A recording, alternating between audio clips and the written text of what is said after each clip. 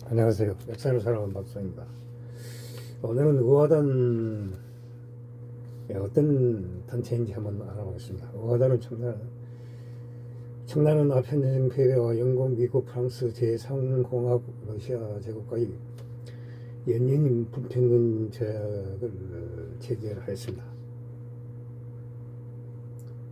동치 양간의 양무운동의 전개를 이란 내리막길은 일시적으로 정지되었으나 청일전쟁에서 일본 제국에게 패배하면서 막대한 피상을 물게 되어 다시 몰락의 길로 걸어가게 됐습니다.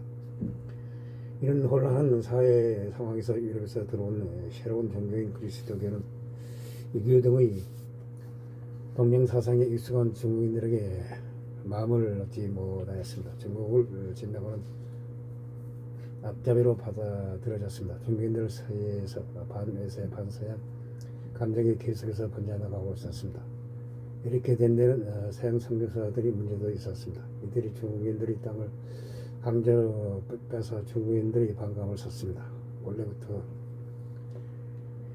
기독교에 적대적이었던 청나라 조정과 지방정부도 반서양 기독교 정서를 부추겼습니다. 중국인들은 선교사의 활동이 활발해지자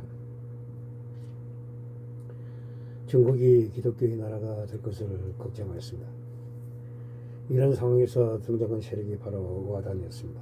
소규모 집단이었던 이들은 무술을 기반으로 종교적 색채를 띠기 시작하였습니다. 남아있던 백년교 세력과 결합하면서 큰 무리가 되었습니다. 원세계가 강경한 진압을 했음에도 불구하고 의화단의 세력은 계속 번져나갔습니다.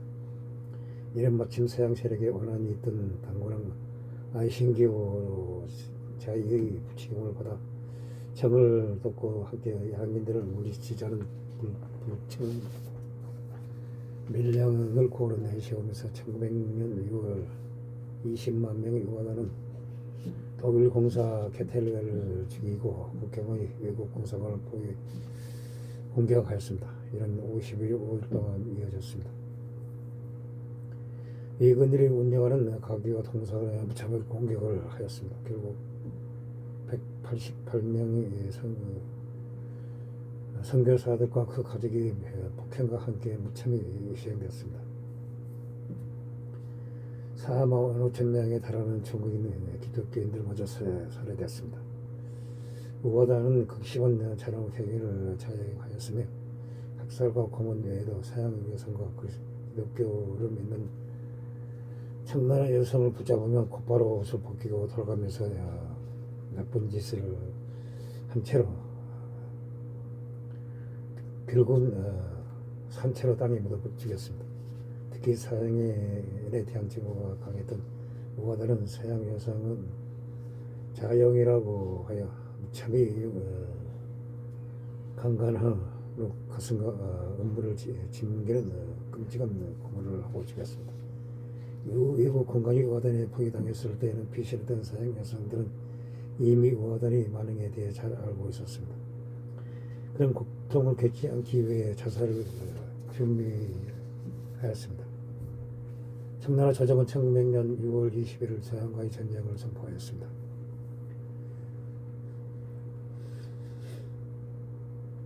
선전포고 양식이 결정된 것은 1907년 개전에 관한 협약 이후이고, 이전에는 관습법상 국내건 외국이건 전쟁을 보이는 포고 회의만으로도 선전포고로 간주되었습니다. 1900년 6월 내려진 선전조서는 국제법상 디펙터 디클레이션 오브 워에 해당하는 국제법상으로는 이것도 선전포고로 간주되었습니다. 광서제는 베이징 외국인 지역을 보위한 이미 의화단이 대규모 무장 활동이 일어난 텐질에서 안전을 위해 24시간 이내에 달아나고 하였습니다.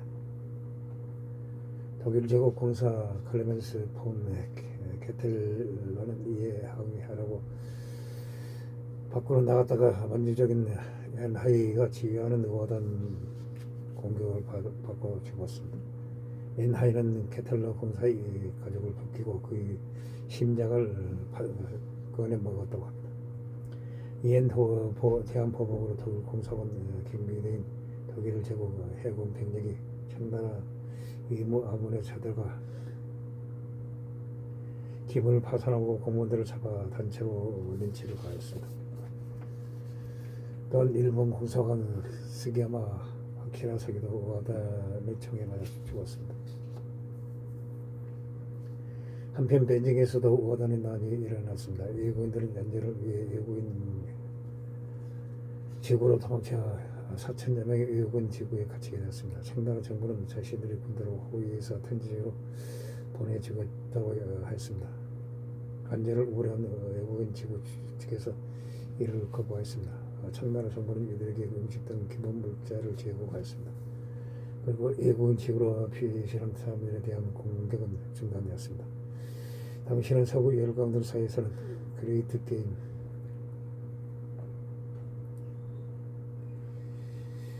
게임 같은 경쟁 대리 구도 혹은 적대 구도가 있었습니다. 그러나 이런 서강 열강들과 여기에 가시한 일본은 우와단에 의해 자국민이 학살당하고 자신들의 이권이 침탈당할 상황이 되었습니다. 연합군을 조직해 청을 공격하기로 하였습니다. 이때 동원된 병력의 규모는 시상 병력만 약 5만 명에 달하였습니다. 이 중 주력은 일본군과 열세군 그리고 영국군 모두 포함되었습니다. 여기에 프랑스군과 미군이 각각 3,000명, 독일 제국군이 육군과 해군 보병 900명, 이탈리아 왕국군 해군 1명과 육군이 바로 살리아의 연대를 오스트리아 헝가리 제국군은 해군 함장만 파견하고 함정의 육상 병력을 모아 중대 이하 규모로 면목상의 지상군을 편성해 독일군 또는 영국군이 지휘 아래에서 들어갔습니다.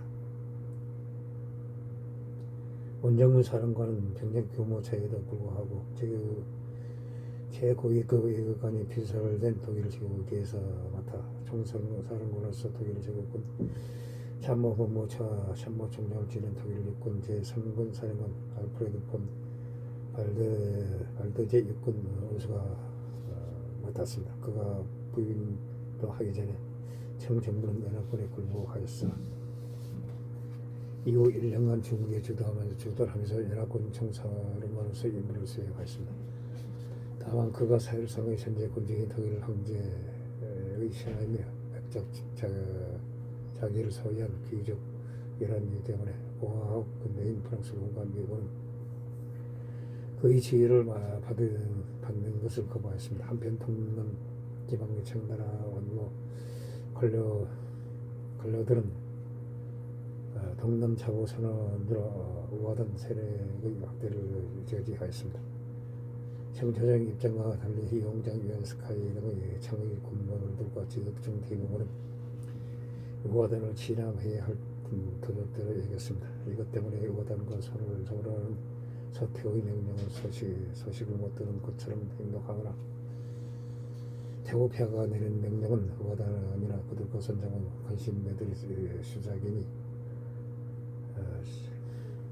감은 이설에 넘어가 상황을 오판하고 내린 명령임이 분명함으로 따를 이유가 없다는 이유로 우하단을 진압하였습니다. 후방을 걱정할 필요가 없어진 연합군은 군사력을 집중하여 빠르게 텐지를 함락시키고 곧장 북경으로 진영할 수 있었습니다.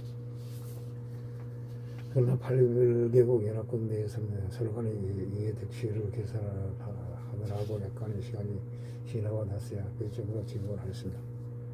러시아 제국은 이때의 만주를 공격하기 위해 대기권을 동원하는 등 세력 확장의 원칙을 보였습니다. 영국 등 다른 열강들의 집중 견제를 받았습니다. 특히 러시아의 팽창에 맞서 그레이트 게임을 치르던 영국은 경계심을 놓치지 않았습니다. 연합군을 상대로 하게 된 청군과 우하단은 무장이나 조직력의 형편은 없었습니다. 계속 패배하였습니다. 우하단의 실체는 깡패와 도적 사회 하루층에 섞여 있는 폭도에 불과했습니다. 청군은 청나라 기득권층의 방해로 제대로 된 계획을 이루어지 못해 근대적인 군대에서 벗어나지 못하였습니다.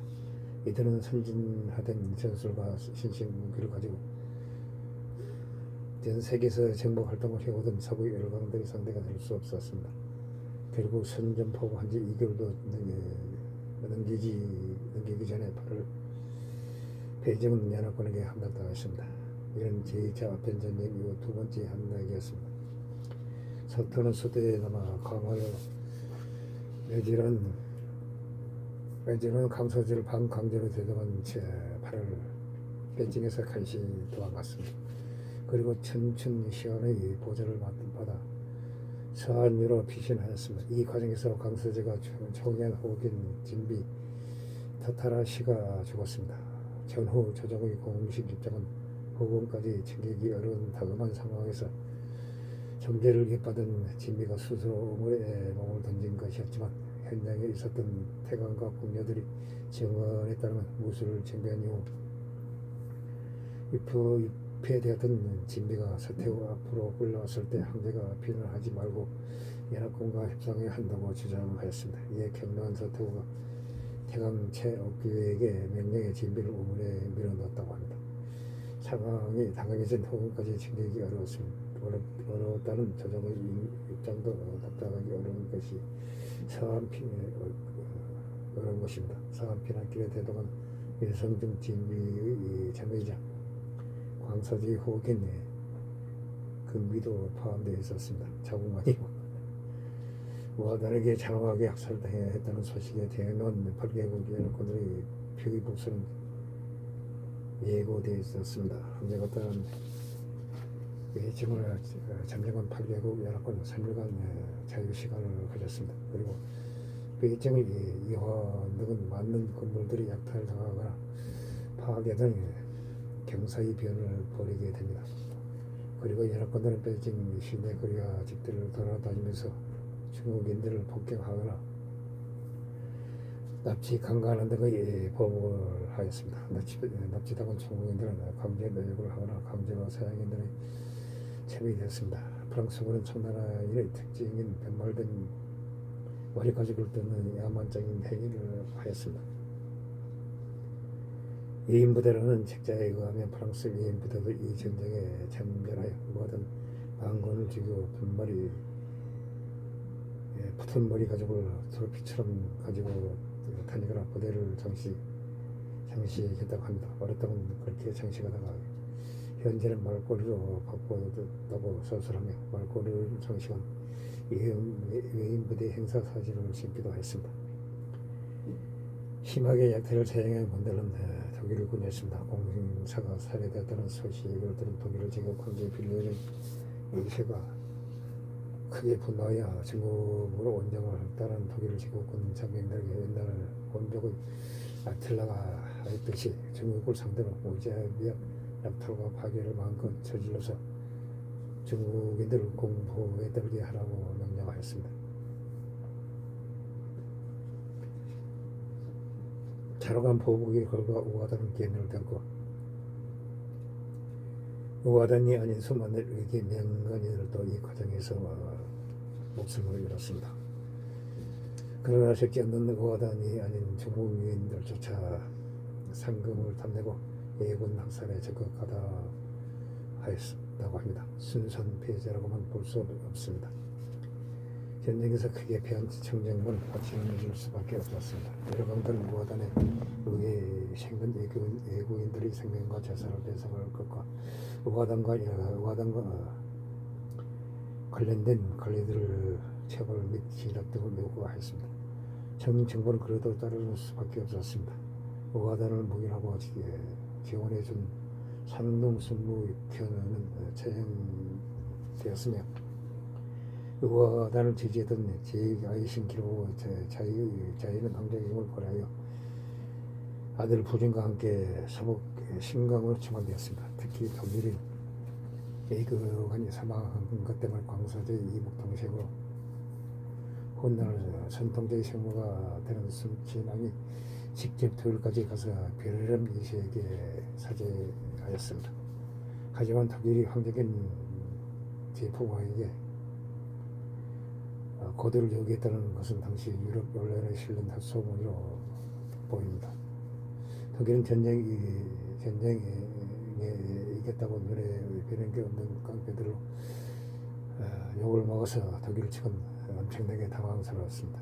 실상은 독일이 지휘봉의 수행원들에게 고도를 하라고 요구한 것입니다. 청나라 측이 이를 로비를 쓰는 대신에 정치적 측면을 써서 회피하였습니다. 구체적으로 독일 훈장을 받은 음창을 동력관을 배치하고 영국과 프랑스에서 기사 자격 훈장을 받은 고위 인물들을 수행원들로 보내 독일 황제가 영국과 프랑스의 기사와 혼작 사람들에게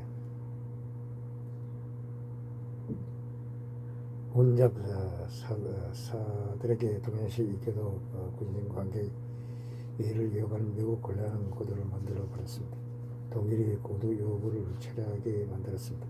결국 피레미시는 제품을 적게 하면서 제품과 엄청 두 사람만 입장하게 하고 수행원들은 바깥에서 기다리기 하는 것을 정리하였습니다. 음창도 고도를 하지 않기로 하기로 하였습니다. 이후 청나라와 일각은 신적자양 베이징 의정서를 체결하였습니다. 당시 양무운동의 실패를 실감한 이홍장이 청나라 정권 대사로 참여하였습니다. 저약의 결과로 청해 대규모 군대를 조던시키고 철도를 장악하였습니다. 많은 영토가 이끌어 받아냈고 서태원은 의화단에게 패배의 책임을 다 뒤집어 씌우고 숙청해버렸습니다. 8개국 연합군 대승을 거뒀지만 이부에서는 작업이 있었습니다. 이전부터 러시아에 계속된 학작은 영국 등 다른 나라에게 위협이 되었습니다. 전쟁 동안에도 이런 문제로 작업이 끊이지 않았습니다. 특히 러시아군은 이 시기 만주에 출병하여 만주 일대를 점령하고 극동 총독부를 설치하여 10만 명이 넘는 병력을 배치하였습니다. 일본에게 보람금을 주었습니다. 신측 조약의 청나라 측 정권대사 이형장과 전황실이 러시아의 호위적이었기 때문에 러시아군은 만주의 주도를 사실상 묵인하였습니다.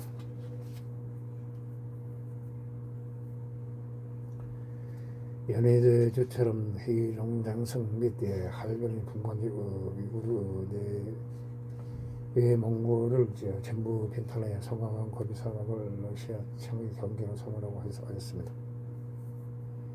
이런 내일 전쟁이 불씨가 되었습니다. 중국에서는 이미 1840년대 아편 전쟁 이전부터 임칙서 같은 인물들이 구미 일광들의 영토보다도 교역에 관심이 있었다는 것을 간파하고 있었습니다. 이용장도 1870년대 조선 조정의 영미는 교역 임원 측에서 이해하지 않나 이들과 수교하여 러시아를 견제할 것을 권유하였습니다. 그러나 러시아는 직접적으로 밀리 지방에서 충돌하여 신강 지역을 일부 가져갔습니다. 2차 아편 전쟁 중재의 대가로 연해주를 통째로 활용받았습니다. 그리고 만주 몽골 횡단철도와 남만주 철도 부설구를 가져갔습니다. 리스항을 조차하는 등 만주의 몽골 전체를 영하권에 넣기 위해 노골적으로 청조정을 압박했습니다. 이런 상황에서 영미가 러시아의 평정을 경계하는 것을 이용하여 이득을 착취하는 작전을 펼칩니다. 한편 의하던 전쟁 궤대로 지식층은 물론 일반 민중들 사이에서도 이대로는 안 된다는 절박한 의식이 자리 잡았습니다. 지식층 사고 문물을 계속해서 받아들이는 한편 사실상 서구 제국들의 허사아비로 전락해버렸습니다. 만주제국의 청조정에 대한 회의와 실망감이 커졌습니다. 이 시기 한족을 중시하는 한민족주의가 제도되었습니다. 이는 1911년 신해 혁명이 일어나는 바탕이 되었습니다. 우하단 운동은 바로 역부에 대한 제국에게도 못대한 영향을 끼쳤습니다. 만주 우하단은 만주에 있던 한인 교회와 마을을 공격하였고 1900년 이들을 진화하려 만주에 러시아군이 들어오자 태광북도 의주, 환경북도 삼수, 갑사, 비라산, 국내에도 우하단과 제국의 피전병들 전도와 약탈을 하였습니다. 러시아 제국과 일본 제국이 고종에게 참전을 걸 계획했으나 당시 대한 제국은 국내에 침입한 의원함과 청군을 막기 위해서 벅차서 고종 황제는 거절하였습니다. 청나라에서 나온 의원함과 청군이 평온한 항명들을 올리금하여 약탈하였습니다. 점차 대한 제국을 강화시키고 1901년에 예산의 41%를 국방비로 편성하여 대한제국군의 전력을 강화하였습니다. 이상 청나라에서 일어나는 의화단에 대해서 한번 알아봤습니다. 정치 부족합니다. 양해 부탁드립니다. 감사합니다.